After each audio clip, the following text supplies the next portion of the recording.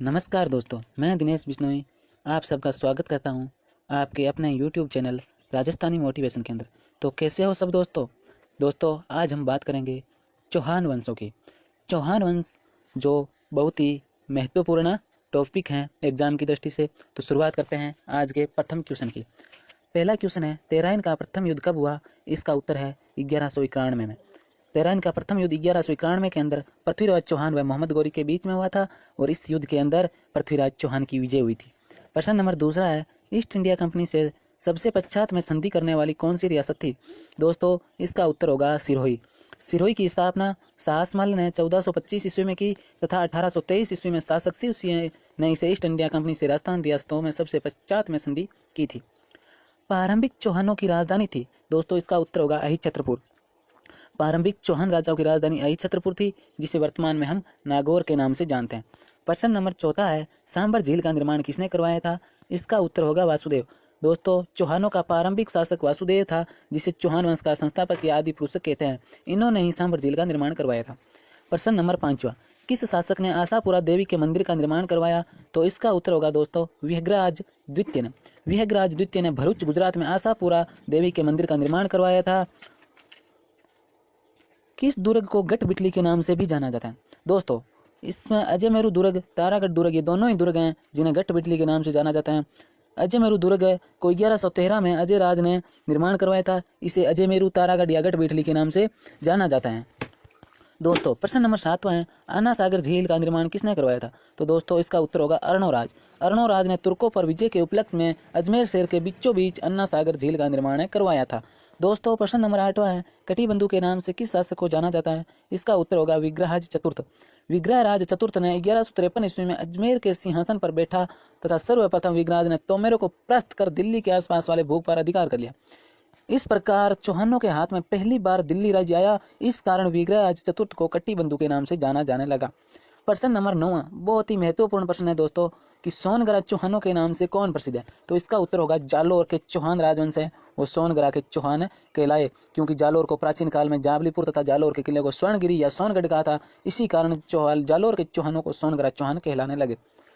प्रश्न नंबर 10, चंद्रबरदाई के पृथ्वीराज रासों में चौहानों की उत्पत्ति कहां से बताई गई है? दोस्तों, इसका उत्तर होगा अग्निकुंड।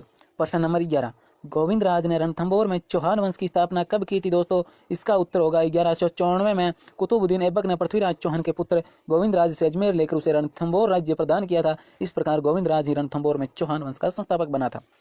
प्रश्न नंबर 12 है, रणथंभौर में हमीर देव और अलाउद्दीन के मध्य युद्ध कब हुआ था? दोस्तों, इसका उत्तर है 11 जुलाई 1301 में। इस युद्ध में हमीर देव चौहान की हार हुई थी और इसमें रणथंभौर में चौहान शाखा का समापन हुआ था।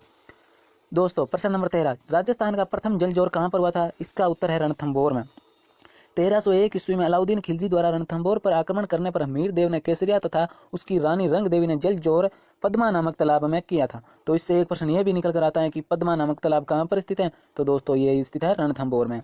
प्रश्न नंबर 14, किस शासक ने संस्कृत पाठशाला का निर्माण करवाया था? दोस्तों, संस्कृत पाठशाला का निर्माण दो शासकों ने मिलकर करवाया था। एक अर्णोराज ने, और जिसे दोस्तों अर्णोराज ने नहीं करवाया था, विहंगराज चतुर्थ और विसल देव ने करवाया था, क्योंकि विहंगराज चौहान को ही विसल देव कहा जाता है। इसका शासनकाल चौहानों का स्वर्ण युग कहलाता है। विहंगराज चतुर्थ ने अजमेर में संस्कृत पाठशाला का निर्माण करवाया, जिसे अब 2.5 दिन की झोंपड़े के नाम से भी जाना जाता है।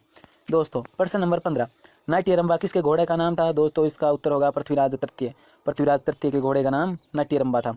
कोटि यजन यज्ञ किसने करवाया था? कोटि यजन यज्ञ है वो हमीर देव ने करवाया था। प्रश्न नंबर 17, कवि विजादित्य किसके दरबारी कवि थे? वो हमीर देव के दरबारी कवि थे। प्रश्न नंबर 18, चौहानों की प्रथम राजधानी रही थी? चौहानों की प्रथम राजधानी अहि छत्रपुर नागौर रही थी। प्रश्न नंबर 19, कदम्बास किसका मंत्री था? तो पृथ्वीराज तृतीय का मंत्री था कदम्बास। प्रश्न नंबर 20, अर्णोराज और चालुक्य शासक कुमारपाल के मध्य आबू के निकट युद्ध हुआ। इस युद्ध का वर्णन हमें कहां से मिलता है?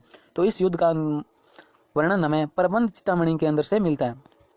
प्रश्न नंबर 21, चौहान राजवंश को निम्न में से किसने सूर्यवंशी नहीं माना? तो दोस्तों, सूर्यमल मिश्र ने चौहान राजवंश को सूर्यवंशी नहीं माना।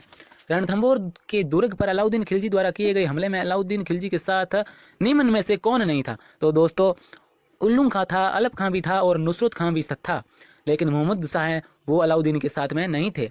प्रश्न नंबर 23, कौन से अभिलेख में बूंदी का नाम वृंदावंती मिलता है? तो रणकपुर अभिलेख में बूंदी का नाम वृंदावंती मिलता है। दोस्तों प्रश्न नंबर 24, किस शासक के राज्यकाल के दौरान दिल्ली शिवालिक स्तंभ अभिलेख उत्तीकरण करवाया गया था? तो इसका उत्तर होगा विग्रहराज चतुर्थ ने। अलाउद्दीन खिलजी को विजय को काला क्रमानुसार व्यवस्थित कीजिए। तो दोस्तों सर्वप्रथम अलाउद्दीन ने रणथंभौर जीता, उसके बाद में चित्तौड़ जीता, उसके बाद में उसने सिवाना, दुर्ग, बाड़मेर जीता और अंत में उसने जालोर जीता।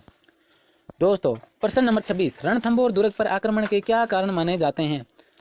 रणथंभौर पर आक्रमण के महत्वपूर्ण कारण थे कि दोनों राजाओं का अत्यधिक महत्वाकांक्षी होना था, अलाउद्दीन के मंगोल विद्रोह आश्रय भी देना था और बर्नी के अनुसार अमीर द्वारा राज करने देना भी उसके महत्वपूर्ण कारण थे। तो इसका आंसर होगा उपयुक्त सभी।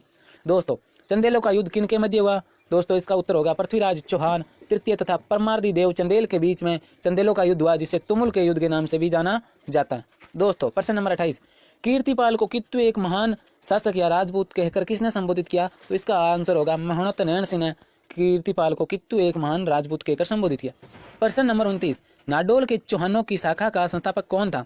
तो इसका उत्तर होगा लक्ष्मण, जो नाडोल के चौहानों के संस्थापक थे। दोस्तों प्रश्न नंबर 30, असत्य कथन की जांच करें। तो इसका उत्तर होगा पृथ्वीराज रासो चंद्रवर्धाई के अनुसार पृथ्वीराज चौहान को गुजरात लाया गया। ये असत्य कथन है दोस्तों। थैंक यू दोस्तों। अगर आपको वीडियो पसंद आया तो चैनल को लाइक सब्सक्राइब जरूर करें।